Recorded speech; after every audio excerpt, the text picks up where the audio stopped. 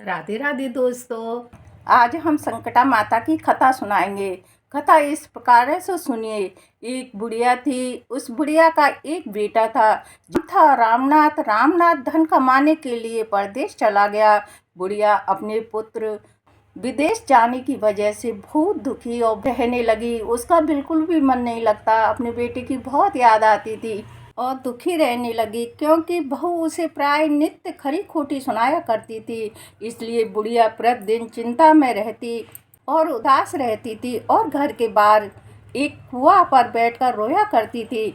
बुढ़िया का यह क्रम रोजाना का हो गया था। एक दिन कुएं में से दिए की माँ नामक एक स्त्री निकली और उसने बुढ़िया से पूछा, बुढ़िया माँ, तुम इस तरह बैठकर क्यों रोती हो? तुम्हें किस बात का कष्ट है?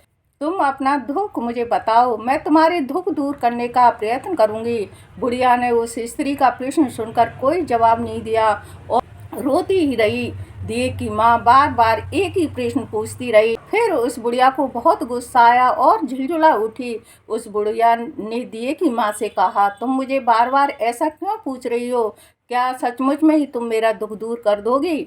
बुढ़िया के बात सुनकर दिए की माँ ने उत्तर दिया, अवश्य, मैं तुम्हारे कष्ट को दूर करने का प्रयत्न करूंगी। बुढ़िया दिए की माँ का ऐसा आश्वासन पाकर कहा, बेटा, मेरा बेटा कमाने के लिए परदेश चला गया है। उसके पीछे मेरी बहू मुझे बहुत बुरा भला कहती है और परेशान करती है। यह मेरे दुख का कारण है। बुढ़िया की बात सुनकर दिए की माँ ने कहा, यहाँ के वन में संकटा माता रहती है। तुम अपना दुख उनसे सुनाकर कष्ट से छुटकारा पाने के लिए प्रार्थना करो। माँ बहुत दयालु है, दुखियों के प्रति बहुत सहानुभूति रखती है। निसंतानों को संतान, निर्धनों को धनवान, निर्बलों को बलवान और अभागों को भाग्यवान बनाती है। इसकी कृपा से सौभाग्यवती स्त्रियों को सौभाग्य अखंड रखती है और कुंवारी कन्याओं को अपने इच्छित फल वर की प्राप्ति होती है। रोगी अपने रोग से मुक्त होते हैं। इसके अलावा जो भी मनोकामना हो वो सभी को पूरा करती है। इससे कोई भी संदेश नहीं है। दिए की माँ से ऐसी विश्वास वाली बात को सुनकर बुढ़िया संकटा माता के पास गई और उनके चरणों पर गिरकर विलाप करने लगी। हे संकटा माता, बड़े ही दयालु हो। बुढ़िया से पूछा, बुढ़िया माँ, तुम किस कारण इतने दुख से बार बार रोती रहती हो? बुढ़िया ने कहा, हे माता, आप तो सब कुछ जानती हो, अपनी दुख कहानी पूरी बताऊंगी। बुढ़िया की बात सुनकर संकटा माता ने कहा, मुझे पहले अपना दुख बताओ।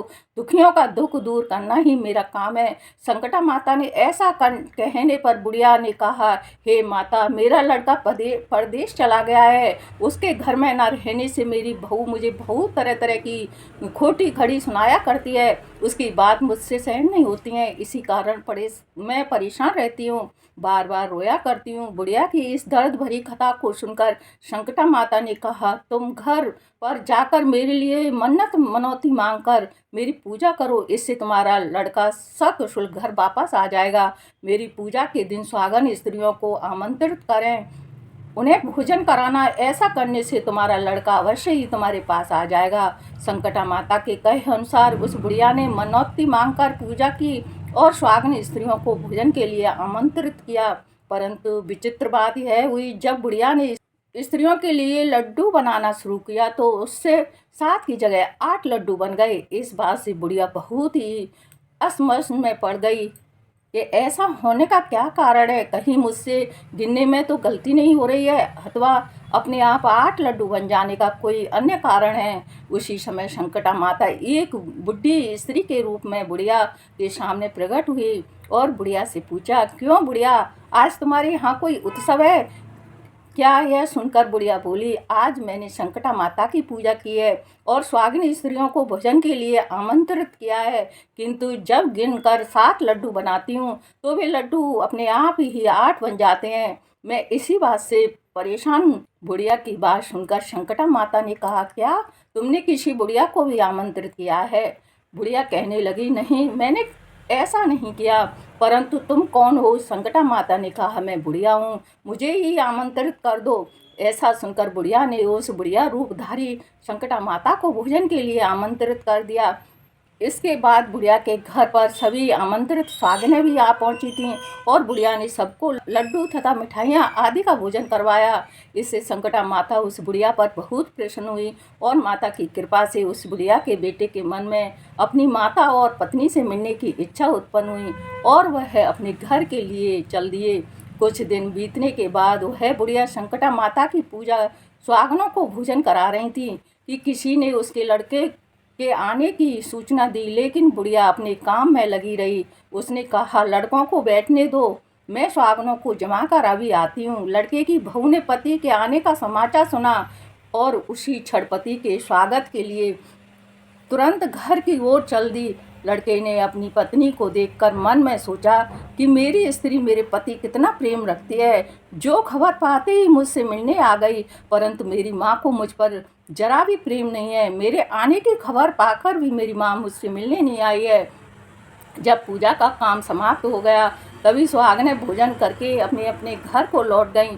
बुढ़िया अपने बेटे से मिलने के लिए उसके पास पहुंची। माँ ने आने पर लड़के ने पूछा, माँ अब तक कहाँ थी? माँ ने कहा, बेटा मैंने तुम्हारे कुशलता के लिए संकटा माता से मनौती मांग रखी थी, उसी को पूरा करने के लिए सुहागनें जमा रही थी। संकटा माता की कृपा से उसका मन अपनी पत्नी से हटकर उसकी माँ की तरफ हो गया। माँ या तो यह रहेगी या मैं रहूँगा। बुढ़िया ने कहा, बेटा तुम्हें मैंने बड़ी कठिन तपस्या से पाया है, इसलिए तुम्हें छोड़ नहीं सकती, इसलिए चाहे बहू का त्याग भी करना पड़े मैं कर सकती हूँ। अतः लड़के ने अपनी स्त्री को घर से निकाल दिया। घर से निकलकर बाहर आई तो बहुत दुखी मन से एक पीपल के पेड़ के नीचे बैठकर रोने लगी। एक राजा उधर से जा रहा था, उसे रोता देखकर राजा रुका और पूछा, तुम क्यों रो रही हो? तब उसने अपनी सारी व्यथा राजा को कह सुनाई। राजा ने कहा, से मेरी धर्म बहन हो, इसलिए रो मत, तुम्हारे सभी कष्टों को दूर करने का प्रयास करूंगा। यह कहकर राजा उस स्त्री को अपने महल में लेकर आ गया। महल जाकर राजा ने रानी को सारी बात सुनाई और रानी ने कहा, देखो आज से मेरी यह धर्म बहन है, इसी महल में रहेगी और इसको किसी भी प्रकार का कष्ट नहीं होना चाहिए। राजा के यहाँ पहुंचकर कुछ दिन बाद धर्म से प्रेरित होकर रामनाथ की स्त्री ने भी संकटा माता का व्रत आरंभ कर दिया और संकटा माता के निमित्त सुहागनों को भोजन कराने के लिए आमंत्रित किया। उसने रानी को भी आमंत्रित किया।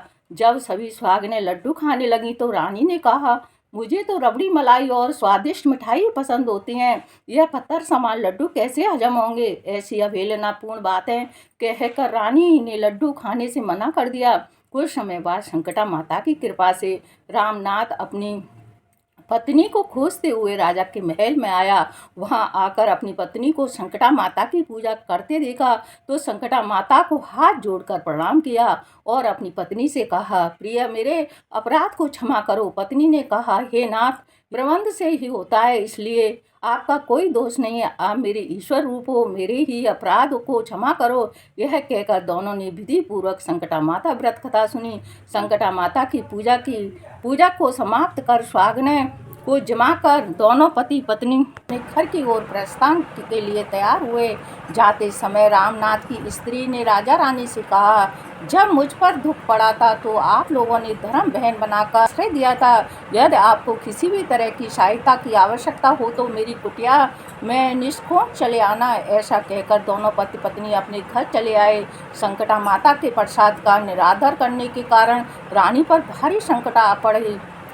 रानी ने राजा से कहा, ना मालूम वह तुम्हारी धर्म बहन कैसी थी, उसके यहाँ से जाते ही सब कुछ नष्ट हो गया। रानी ने राजा से कहा, जाते समय वह कह गई थी कि जब मेरे पर कष्ट पड़ा था तो तब मैं तुम्हारे यहाँ आई और कदाचित तुम्हारे ऊपर कोई भी कष्ट पड़े तो तुम मेरे घर चले आना, इसलिए हम लोगों को उसके यहाँ ही चलना चाहिए। ऐसा विचार कर राजा रानी दोनों ही अपने धर्म बहन के घर गए। वहाँ जाकर रानी ने कहा, बहन तुम्हारे जाते ही ऐसा क्या हो गया कि हमारी सारी संपत्ति नष्ट हो गई, हम लोग बहुत परेशान हैं। रानी की बात सुनकर रामनाथ की स्त्री ने कहा, बहन मैं तो कुछ नहीं जानती, मेरी तो सब करता धरता संकटा माता है, इसके अतिरिक्त कोई दूसरा नहीं। इसलिए मेरी राय में तुम संकटा माता से अपनी भूलों के लिए क्षमा याचना करो। उन्हीं की मान मनौती से तुम्हारा काम बन जाएगा, तुम्हारे सारे बिगड़े काम अपने आप सुधर जाएंगे। रामनाथ की स्त्री की बातें सुनकर रानी ने श्रद्धा भक्ति से संकटा माता का व्रत किया और सुहागनों को जमाकर अनजाने में हुई अपनी सब भूलों के लिए संकटा माता से बार बार क्षमा मांगी। रानी के ऐसे करते ही संकटा माता प्रसन्न हुई और रात में रानी को स्वप्न में कहा कि तुम दोनों पति पत्नी अपने महल में चले जाओ, वहां जाकर मेरी पूजा करना और मेरे निमित्त सुहागनों को जिमाना। ऐसा करने से तुम्हारा गया हुआ राजपाट तुम्हें द्वारा वापस मिल जाएगा। स्वयं होते ही रानी ने अपने स्वप्न की बात राजा को बताई। उसी क्षण रानी को ही साथ लेकर अपने महल के बाद गया। राजा रानी से संकटा माता के कहे अनुसार पूर्ण भक्ति भाव से माता संकटा की पूजा की और सुहागनों को भोजन कराया। ऐसा करने से बिगड़ा हुआ सारा समय सुधर गया और सारा राजपाट उन्हें वापस मिल गया।